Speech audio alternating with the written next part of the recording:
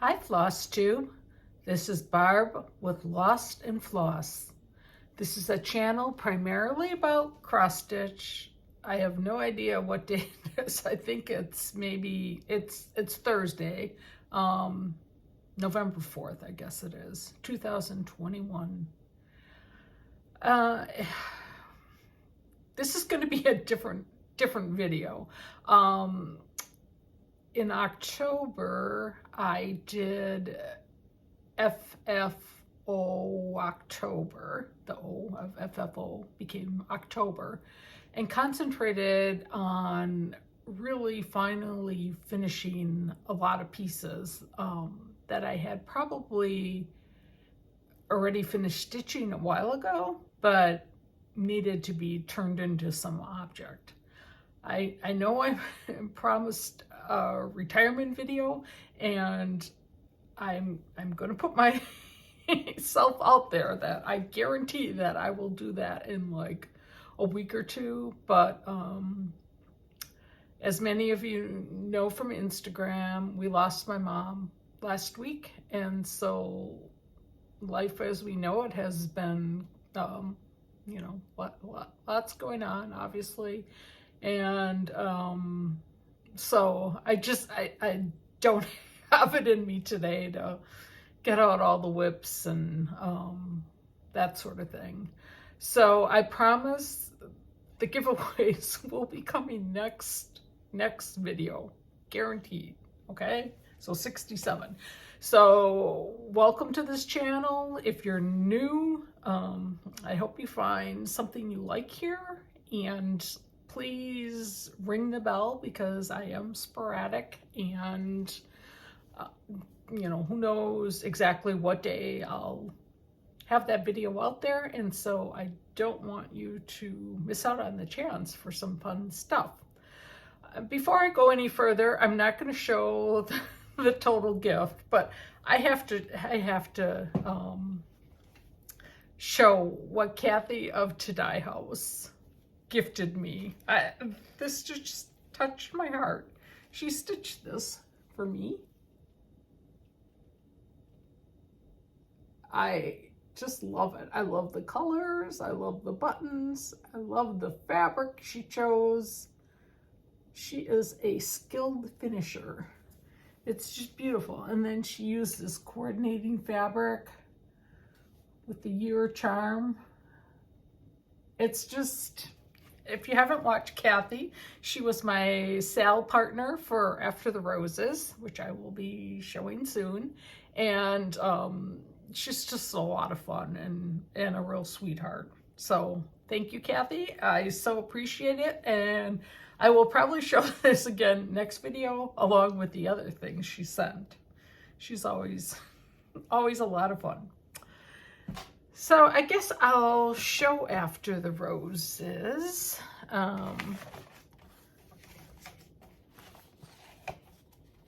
I love this one. I'm not going to take it out of the plastic, but I'll try to not to get a glare. This is After the Roses by Ink Circles. And like I often mention, there's just charts that when you see them, they speak to you and you know immediately that you're going to stitch them. And this was one of those. I loved the colors, the design. I had never stitched, I don't know what the official name is. Somebody told me, for the charts that are like the same in all four quadrants. But I think I would do a better job next time of how I approached it. It's fun to see how various people, like I think I did first the top right, and then I moved over to the left, where some people start in the center and then work their way out. But anyways, I used all the called for colors on mine, and stitched on, so I was stitching 2 over 2, and I used Autumn by Under the Sea Fabric. And this is my first piece that I had professionally framed. Because I thought, you know, like there's some pieces that if you're going to leave them out all the time, I wanted it done right. And it was beautiful. And while I was at the stitchy shop picking it up, I met Sandy, a viewer. Hi, Sandy. So that was really nice. We had a nice little chat, and she had been to Midwest cross stitch retreat, so I got to hear about that a little bit. Totally envious. But I mean, look how pretty that is. This wasn't the type of frame I was going to go with. And I had a couple others, but then when I saw this one, I'm like, yeah, that's it.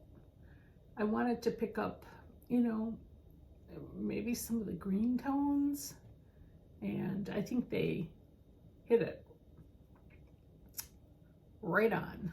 And also Lisa, my stitchy friend from our stitchy group, was with me, so she helped guide me, because she's had pieces done, and it was the first time for me. So I love it, and I'm not really sure where I'm going to hang it yet, but lots of choices, and I can't wait. So it turns out I have not one, not two, I could go through all the numbers, 12 pieces of my own that are done, which is, I can't even believe I got that many done. Some of them were in progress. You know, I think when you do your own finishing, like sometimes at least I'm in a hurry. Well, not really, but I should say some people are in a hurry to get it done right then and there. And I think, like for me, I need to kind of, you know, pull out some stuff, look at it with some materials, you know, think, this is best suited for a flat fold, a pillow, framed. And so, you know, I'll go down, if I think it's a frame, I've got over 100 in my basement. So I'll go down there and I have them sorted by, you know, oblong, square, blah, blah, blah, sizes too. And, you know, I'll look for something that I think is going to work with it. And for most of my pieces that I frame, you know, if it's a seasonal thing and it's small, it's like, I don't have to stick a lot of money into the materials. I just, you know, want to have the piece itself. So, unlike, you know, some people that are all about the stitching, I want to have the piece, or I wouldn't have stitched it. So anyways, we have some fall stuff. Again, my friend Lisa loaned me the chart for Falling into Autumn by Brenda Gervais, and I don't know how many people I had message me, you know, where did I get it? You know, could I sell it to them afterwards? Blah, blah, blah. And I'm like, I didn't even realize it was a brand new chart. So it was available as the kit, and so I don't have the kit items. But Lisa was so nice as to let me stitch it first, because she is a monogamous stitcher and knows that I am not. But yeah, so enough blabbing about that. And I just decided to make it into a cute little pillow. I used mostly called for colors there. There's one or two I didn't have, so I just subbed out. I stitched this on a piece of mystery linen, 36 count. And on the back, I think this fabric just complements the colors on the front to the T. And this is an example of, you know, like thinking about what you're gonna do on the finish, because originally I had this sheer kind of coppery and gold thin ribbon, and it was beautiful with the colors, but it was too much because the front is pretty busy, and so it was too much. And then I happened to see this piece of cord that this is all I had, and I don't even know where it was from, if it was, tied on something or whatever. And I'm like, oh, that it's just so simple. I didn't even want the thickness of regular cording that I make myself. And I don't know, like, my shapes are not always the best. And so I think I like to put some trim around because I think it kind of hides the flaws. But I read an article on, whip stitching versus the ladder stitch, and I think I understand better how to close that opening. I mean, before I was trying to think, like, I didn't want to put like anything on the back because I wanted to try to get this shape to almost look like a wreath on the back.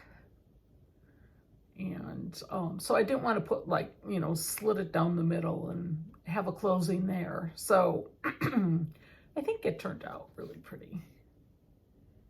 So I'm looking forward to having that in my fall decorations.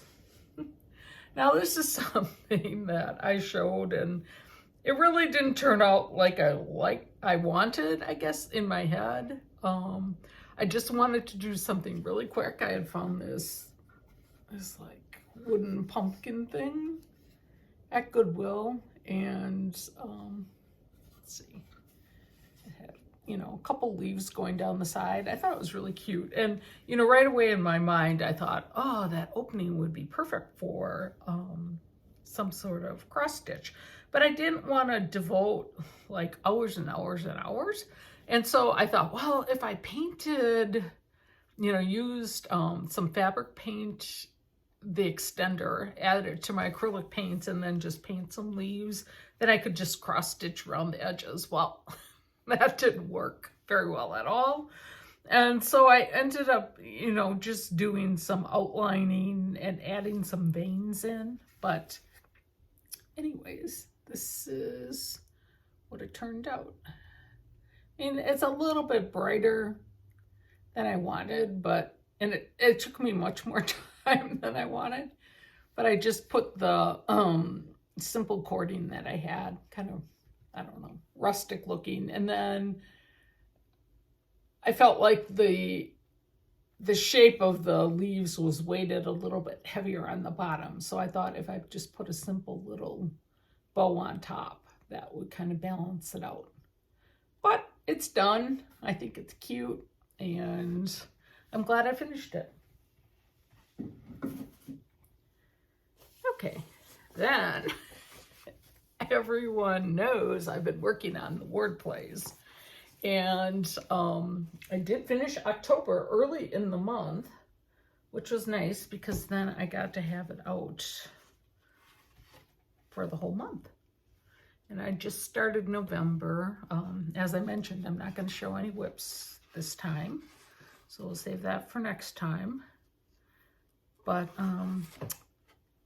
I always show this on my little bench, in case you haven't seen it before.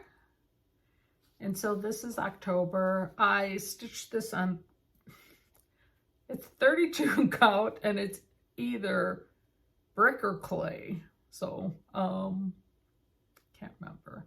And I switched out enough of the colors because I wanted to have them be a little bit more vivid. So, this one went really pretty quick. I don't think the extra little pictures were that intense, so it was nice that I could get it done. And I started on my penultimate one, November. So it's pretty, I'm getting excited now that, I only have 2 left. And I have to figure out you can just see how much more muted this is, which I like too, but I just decided to do them a little differently. Yeah, I'm all about wrapping up some of my series. So I set out in January with the Wordplay Sal, Lost in Wordplay Sal that I'll put here.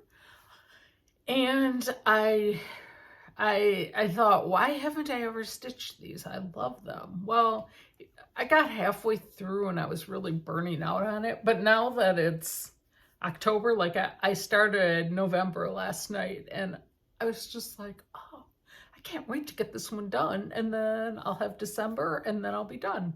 And so I have to figure out what I want to do next year. I do want to concentrate on some of the series that I started.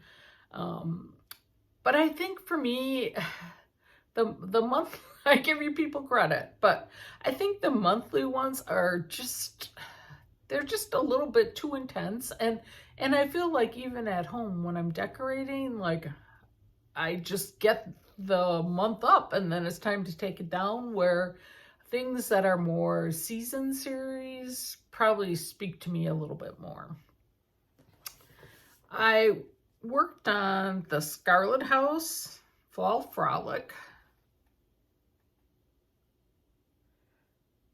I don't have a lot of Halloween. I think I used to have this, and I've talked about it before, but a big party in November for all my women friends. And so when I did that, I kind of paired through my Halloween stuff. So it's kind of funny because I went over to my daughter's and I'm like, oh, it's like a walk down memory lane, because so many of the things I gave her and she's usually using now for the kids. So kind of fun to see. But I kept like one bin of Halloween stuff that really spoke to me and was maybe a little less cutesy than some of the stuff I originally had. But anyways, this is my finished object. And this I stitched with mostly the called for colors on 36 count, some kind of lakeside that I had a scrap of. And I wanted it to be kind of rustic, so I just used the check homespun on the back. And then I'm like, oh, I didn't really want cording, but once again, I wanted something. And I'm like, what could I use? And I had this jute. And I'm like, well, it looks kind of plain just to not have anything at the corners. And so I came up with this solution that I really like, and I'm going to use it again. I mean, it's not one continuous piece because you got to figure out, where your knots are going to go. But it just gives it a, oops. It just gives it a little something, and yet it's not too frou-frou-y. So I really like that, and I'm glad it's done.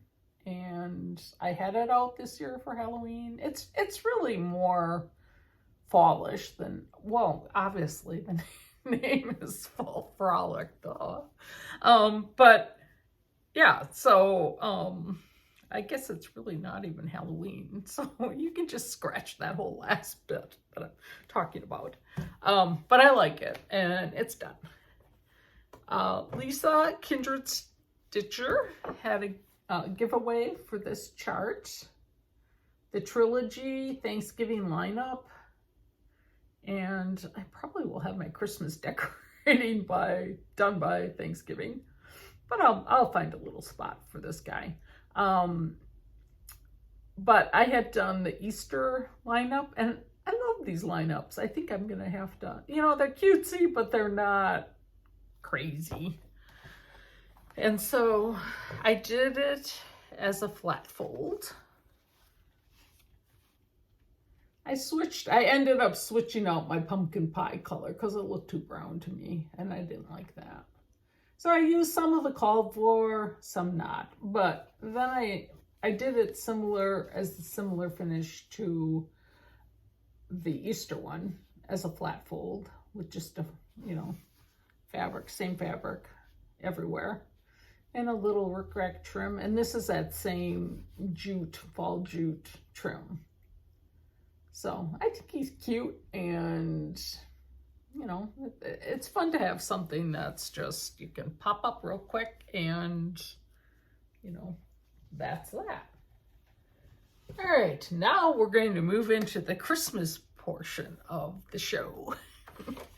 I had bought this chart last year, I believe. Snowman Ornaments, Snow Joyful by Homespun Elegance. And maybe I didn't. Maybe I bought it this year. I don't know. Guess it doesn't really matter. But I just thought it was really cute. And it was a little bit bigger than what I'd want as an ornament.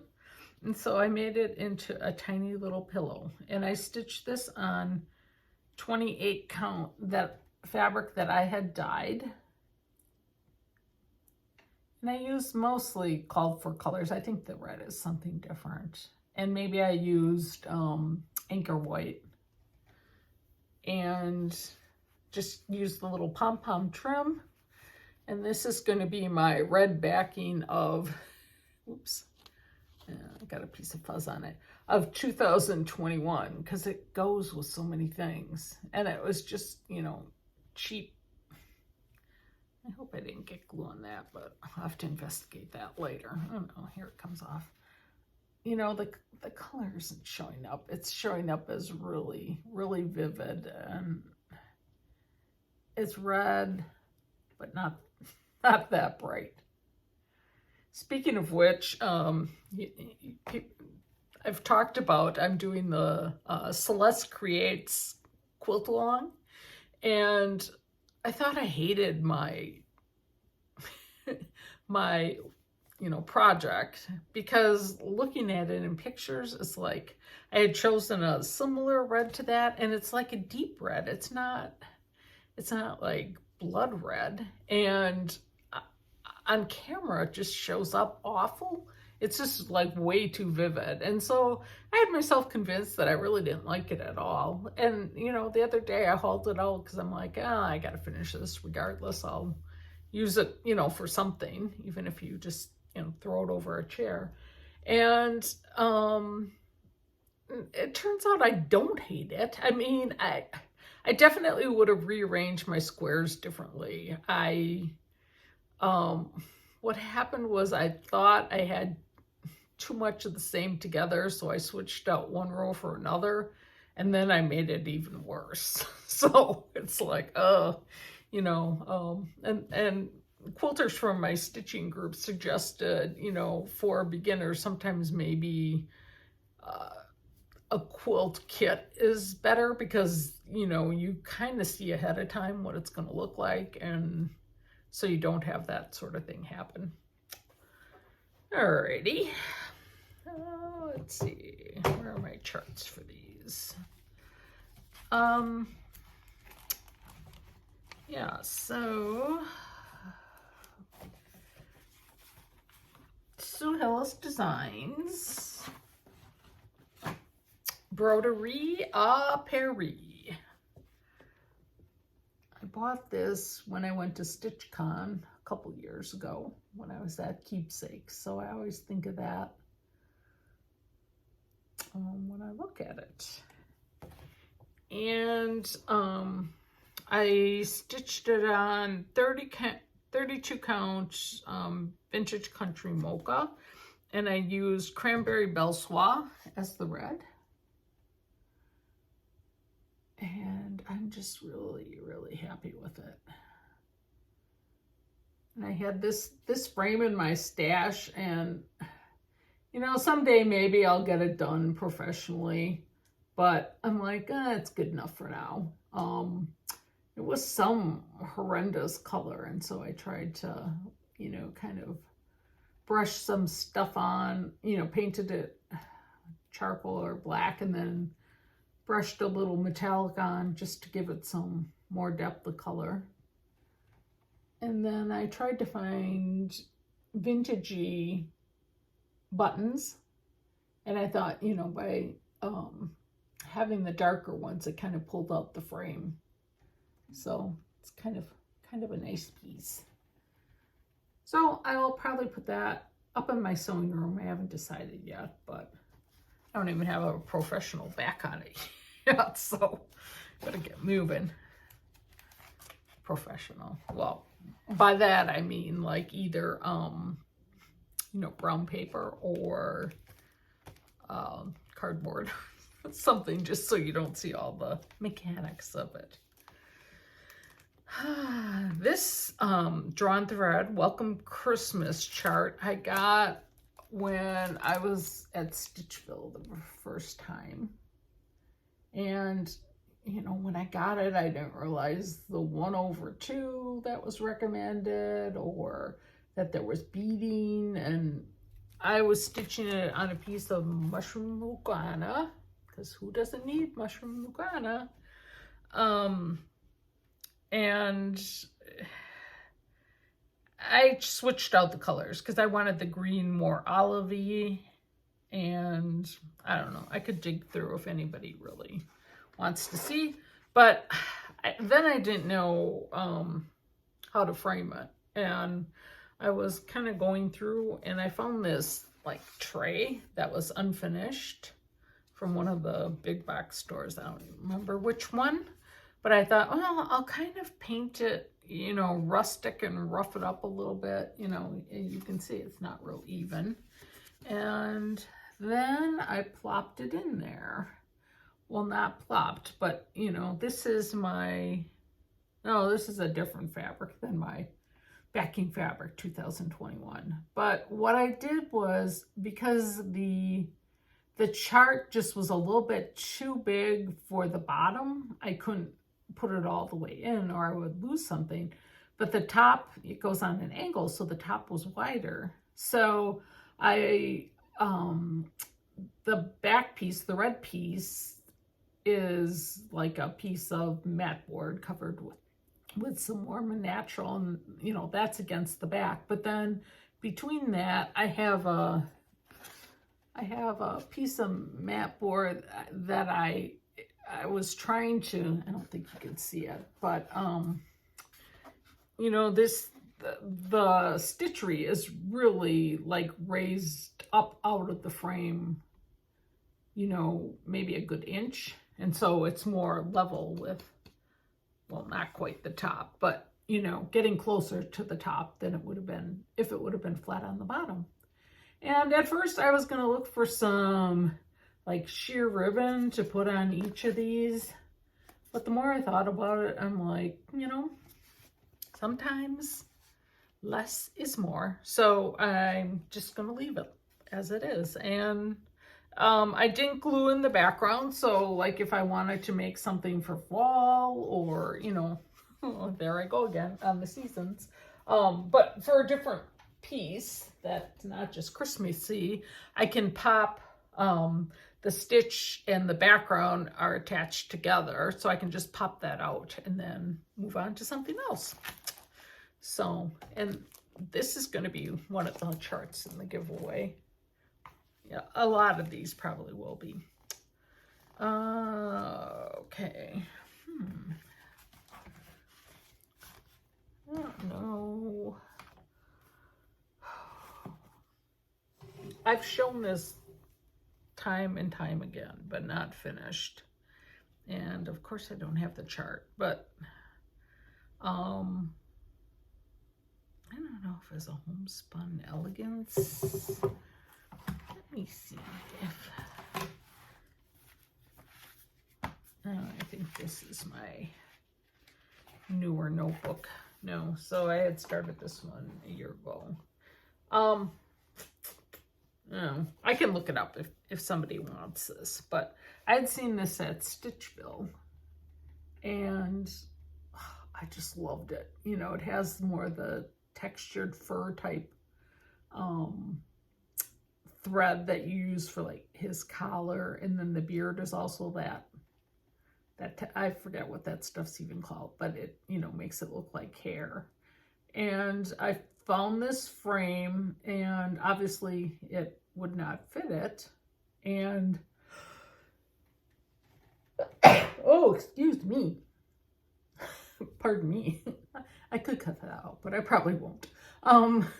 But I had this frame, and I'm like, what could I put down there to fill in that space? And, you know, I thought ribbon or fabric, and then I thought, oh, I could try to find some snowflakes, which was more of a challenge, because I was looking for, like, you know, brass color that would kind of match the frame. Well, I ended up having to paint them and antique them, and I was going to drill holes through the mat board that I have the stitching mounted on.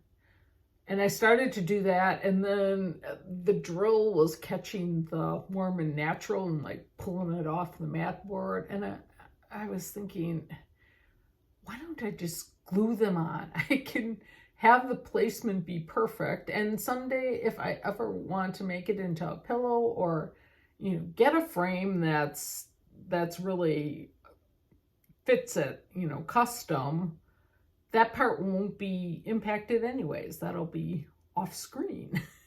So I love how this turned out. You know, it's one of those pieces that I love everything about it. So, and then we have Plum Street Samplers, Home for Christmas. And this was the one I almost gave up on, because it was a lot more stitching than I ever expected. I was stitching on 32 count Winter Brew, and I thought I was going to go with 1/2 until I started on the house, and the coverage just was not good at all. So then I pulled it out and started over with 2/2, and then it just looked so dense, and like those quilt borders took me forever. I didn't want the words on it, so then I had to figure out how to fill in the skyline. But when I got this done, I did it as a flat fold, and I'm like, I love it so much now. But this is my finished version. I'm finding I really like doing flat folds. Bana has an excellent tutorial. I think she was the flat fold queen. And you can't, you know, like I just did a few more of those triangles and filled in that way. And when I did the second quilted row, it wasn't nearly as bad as the first. So I don't know, you know, sometimes you just get this mindset that's going to be awful. But I love this. It was hard to find a fabric that would work well. And the lady at the fabric store is like, oh, it's kind of like crocodile or alligator. And I'm like, well, I guess it kind of is. But it really matches the floss color, because I'm like, well, I don't want to do everything red. There's so much red in the house that I wanted something, you know, that would complement it. And if I do say so myself, I think I hit it out of the park. No, it's funny how one of the things you don't necessarily like all that well becomes something that you just, you know, it's like your favorite thing. So that leads us to the Scarlet House. It seems like I have a lot of Scarlet House. Be merry and bright. And it's another chart that probably will be in my giveaway next episode. It was so cute. I knew I wanted to do a pillow, but then I found that my fabric backing of 2021 was just like so good with the red, because it matched the color of the red ornament. So I stitched this,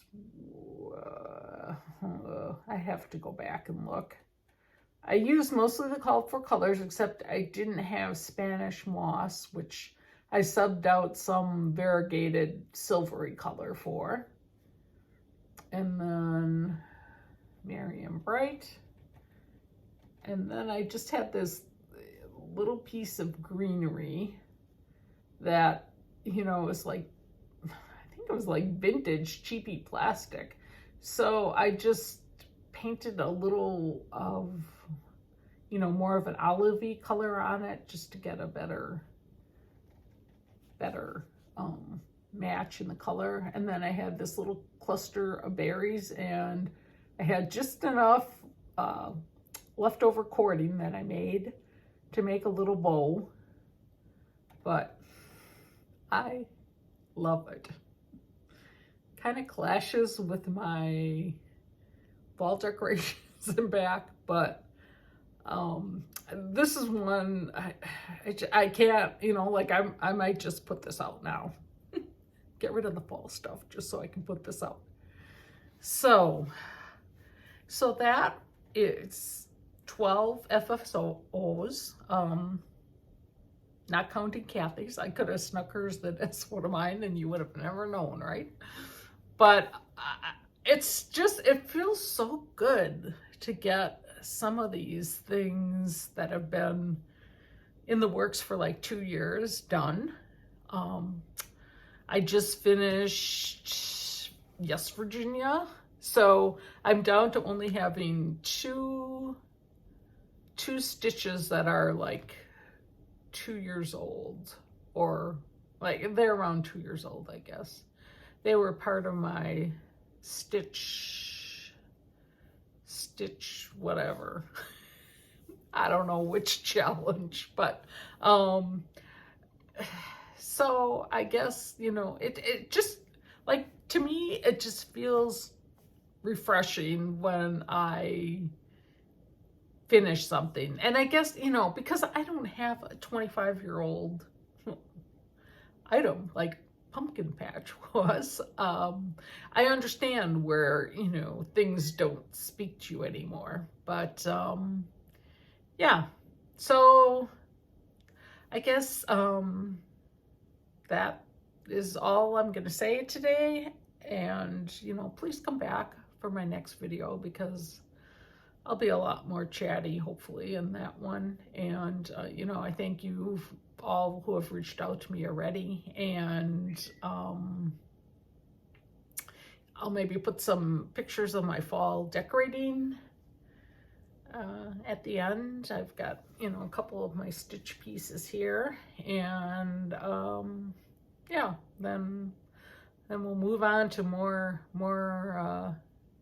information and exciting times. But in the meantime, thank you all so much for watching. I'm blown away with, you know, how many wonderful people there are out there who, you know, send me nice comments, and it really touches my heart. So I'm going to stop blabbering now, because I have to go meet my daughter to do a pickup on an item that she has for me. And so yeah, I hope you liked seeing what I got done in October. And you know, I've already got a couple more things in progress for next video, so hopefully I'll have a couple more FOs, probably not 12, but so I'm going to stop blabbering now, and please continue to fill the world with love. Toodles. I thought I would show you my fall shelf. This is the shelf I've shown in previous videos that I use the little hooks to make my cording with Vanna's tutorial. But I have some vintage things that I made years and years ago. This little scarecrow guy, I still love his cute little face. And then this is a little stitched piece. Very simple, all the colors pretty much. I did this Prairie Schooler fall piece years and years ago, and I plan to do the other seasons, but haven't gotten to it yet. Maybe next year, once the Wordplay are done. But love it with my little crow that Leanne gave me years ago. And here's another painted scarecrow. Just happy, happy face. And then this is a Prairie Schooler piece. I changed the center motif out. The pumpkin was on the back, and I really like that one.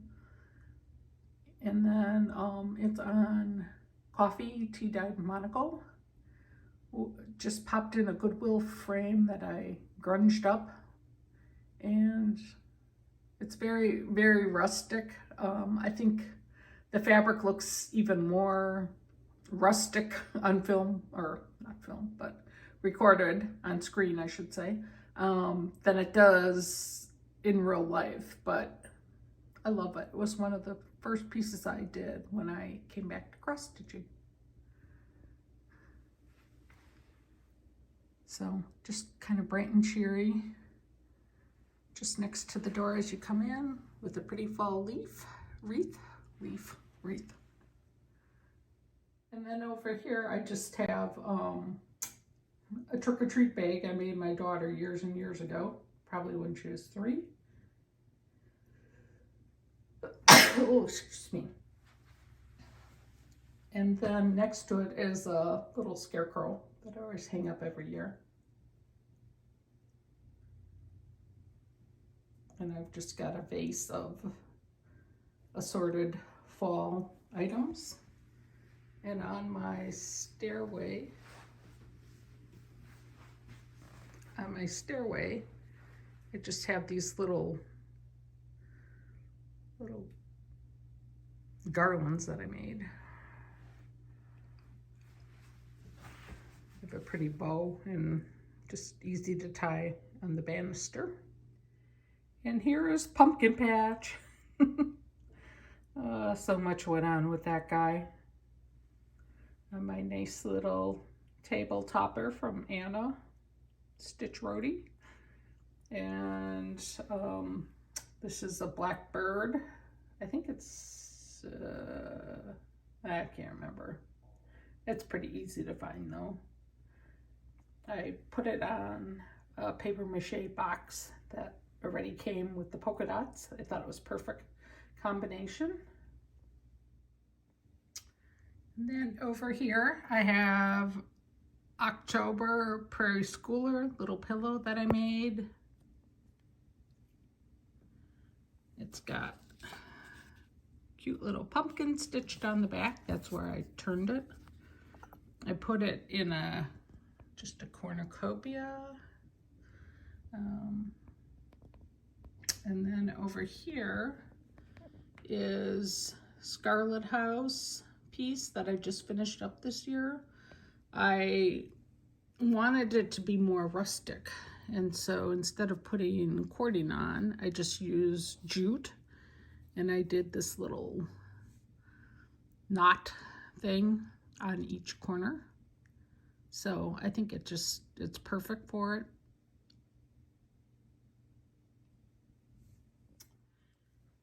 And then we have October with a needle and thread on this cute little bench. And this is another Scarlet House, finished last year. This is Cinnamon Stars.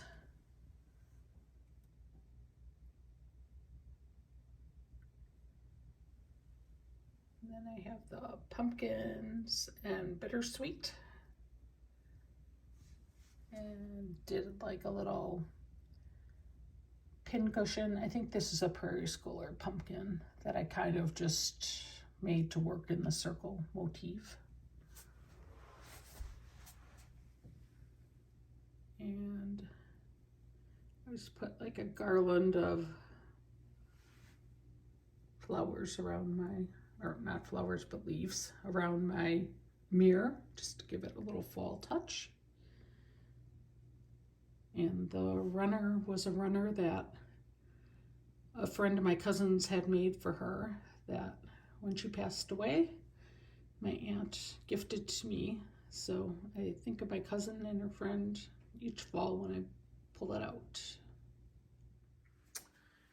And I have this little display on top of my bookcase that I use as a china hutch. And this was a blackbird design.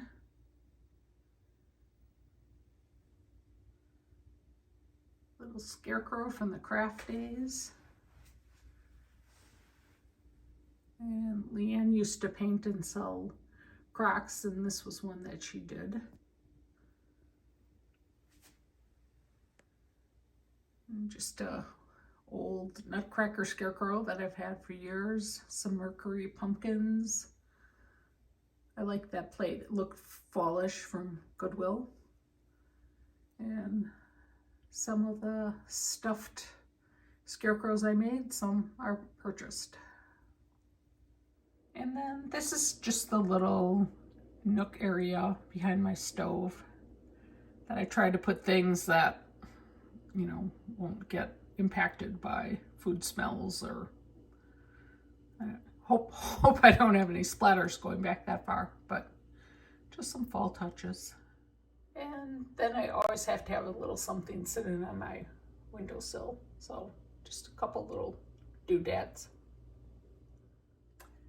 These were a couple little, I don't know if you can see it even here, that's better. Little acrylic painted characters that I made back when my kids were little. Leanne and I took painting classes, and I think it was Pat Olson. She was quite the rage back then for cutesy, fun little things, but I still like them, and I'll haul them out each year. And of course, you need to have multiple wreaths even on the inside doors. And years ago, I made this floral swag just from some leaf garlands, and then added some additional clusters of berries and some ribbon. And then pumpkins and the Mercury glass. I hang the little autumn sign there. This side is easier to get to, so usually gets more attention. Little scarecrow, the bowl, crock bowl, I don't know, stoneware, was my great-grandma's. It was her dumpling bowl where she mixed her dumplings. And then the shelf has some stitchery on it.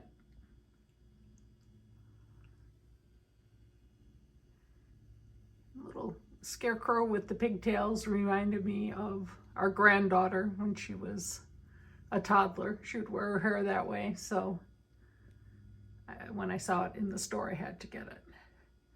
And then just the top shelf, some more scarecrows and a few pops of color. Kind of hard to get a full view of it, but this is what it looks like going up. And I think I have room for more stitchery. I forgot to show this one. This is just in the foyer as you come in. But I think it's the Blue Ribbon Designs, the fall one. I know I stitched it 1/2 on 32 count. And I think it was R&R Espresso. One of the first pieces I did when I got back to cross stitching. But I love it. Just very autumnal colors.